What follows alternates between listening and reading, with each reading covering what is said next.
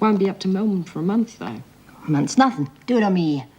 You're still staying out of trouble, aren't you? Said I would, didn't I? Time's up, Frankie.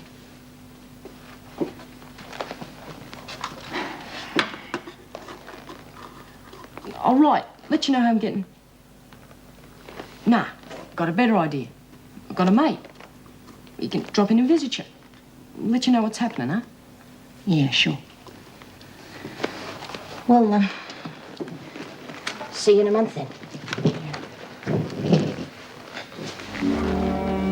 I miss you, Frankie. Yeah, me too, Gazza.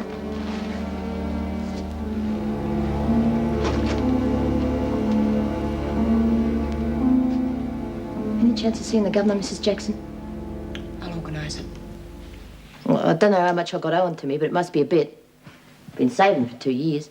The money you don't spend in here is supposed to be held until your release. Yeah, but I want my brother to have it. I'm going to be stuck in here for years. He needs it now. Well, I'll see what I can do, but it is irregular. What's your brother's name and address? Gary Doyle. I don't know his proper address. Mate of his will let me have it. All right, leave it with me. Before you go, I'm aware there are certain tensions amongst the women. I was hoping that someone, like yourself, for instance, may be able to stop things before they get out of hand. Can't it how they feel? No, but I'm expecting you and some of the others to set a good example. You've been behaving yourself quite well lately. I'd hate to see anything happen to spoil that. Meg, have you spoken to B. Smith yet? I will after sick parade. Fine. I just needed to have any energy. For no reason. All I want to do is lie down all the time. When I do, I can't sleep. You got to give me something to buck me up, Doc. There's nothing wrong with you, B. No pills. But I'm run down. It's all in your mind. Next. Quack. G'day, Doc. All right, Lizzie, what's the trouble? Oh, my hands have got the shakes, and I got a taste in my mouth like the bottom of a bird cage. Nothing a good stiff drink wouldn't fix, right? Oh, right, Doc. Out and drink plenty of water. Next. Oh, it'll kill me. Don't tell me you can't sleep and you need something to help you. Oh, how'd you guess? Look, Doreen, you can't sleep because you're not tired, and you're not tired because you're not doing enough to tire you out. So no pills, just go and get some more exercise. But... Next. Oh, heck.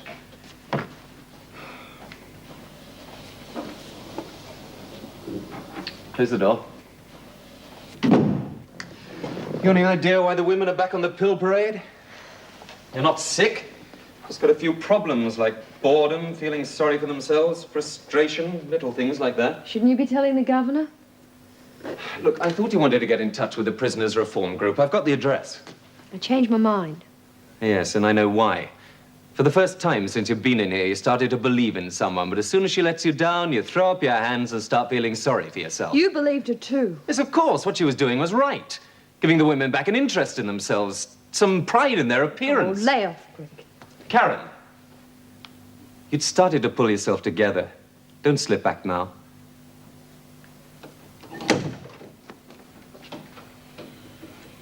Now, you'll tell me what I want to know if I have to come back every day. All right. We'll start at the beginning. Now, we know that you work for Freddie Best. And we know that he's been pushing drugs through the parlor. But like you, he's just a little fish. And we're more interested in pulling in the big ones. So who does Freddie answer to? What's Eddie Cook to you? Yes, he was your boyfriend, wasn't he? But he's not speaking to you now because he landed back inside. Now, do you reckon he'll change his mind? How would you like us to speak to him? You know, really fill him in about you and your friends? Oh, I'm sure there must be some things he doesn't know about, and I don't reckon he'd want you back after that. Pete!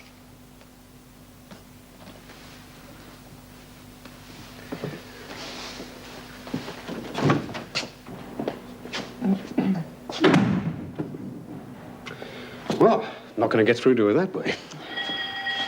Oh, look, that's the lunch break. You'll have to finish with Mason now. Oh, damn. Wanted to break this one quickly. Oh, look, I'm sure you won't have any trouble, Graham. You're some woman. You know that, Vera? I'm sure you didn't think that the other night. Oh, come on. Anyone working in a place like this needs to break down once in a while. Look, Vera, about our date tonight. Well, it's been a bit heavy at the office. You know, a lot of paperwork. Maybe we could make it another night, hmm? Oh, look, there's no need. Why don't you come over to my place and relax and I'll cook? Okay. Look, there's a favour I'd like to ask. Of course. You're in here with Mason all the time. Maybe a bit of pressure and she'll come through in a few answers. Well, nothing will give me greater pleasure.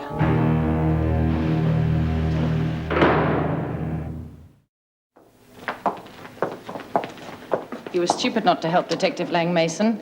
You may only be in here for a month, but things can get pretty tough. Well, I guess I'll have to be careful then, won't I? Oh, yes, because I'm going to be watching you very carefully.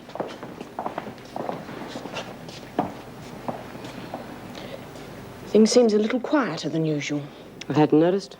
Come on, Bea. The women look up to you. Can't you do something? It's not my place. Look, I'm not asking for the staff. I'm concerned about the women. Oh, yeah.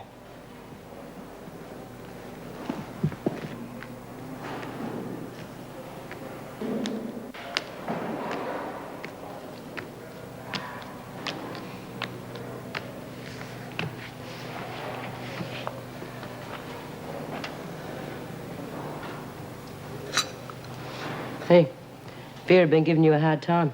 She doesn't frighten me. Listen, you keep clear of her. You're not tough enough to fight the screws, especially that one. B, what about doing some tea leaf readings? Yeah, start with your own first. Let me see, it should go something like, your days are numbered. Best thing you can do is drop dead. Think that's funny, Doreen, do you? Oh, just like I figured. It says keep clear of big fat toads. They're trouble. Ah, but I see the big fat toad's going to come a cropper. So make sure you know who your real friends are. Your attention, please. I've decided that due to the pleasant day outside, there will be no work this afternoon. Oh, beauty. Instead, there'll be a volleyball game for those who are interested. Those of you who still wish to work may still do so. But I'm hoping all of you will take part. Thank you. What's going on? Well, you can thank me for that. Oh, what do you want about? Well, when I went to see Dr. Miller, he said I needed more exercise. Oh, so perfect. there. So we all have to suffer. At least they're reacting. G'day, Doc. Mind if I do a bit of work on your PowerPoint? No, go for your life. Stampede's over. Keeping you busy, eh?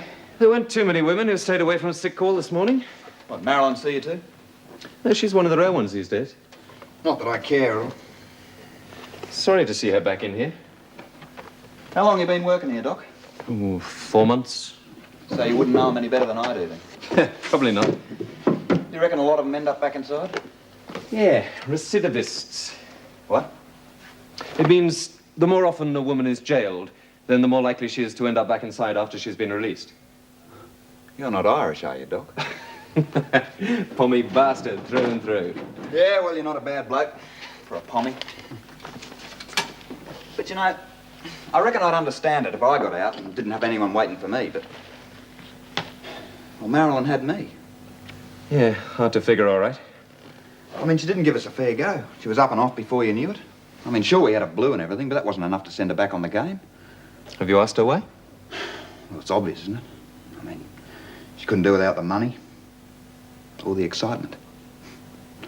But I'll tell you one thing. I don't reckon I'd have her back even if she begged me. Well, I'd never be able to trust her again, would I? Know what I mean? I mean, you can't have a good thing without that trust, can you? Well, what about you, Doc? You must do all right in the woman department. What's your answer? Oh, if I knew that, I'd be a very rich man. Yeah. Does that look okay, Mum? Well, now, who are going to be captains? Bea? Frankie? I'm not going to play this crap. Just come to watch you make fools of yourselves. You take the other side, Mum. This idiot couldn't play volleyball anyway. Would you like to score then, Frankie? Nah. I think I'll teach the mouth a lesson. All right, It'd be worth watching. All bags going first! Oh, where's it? 3 years old.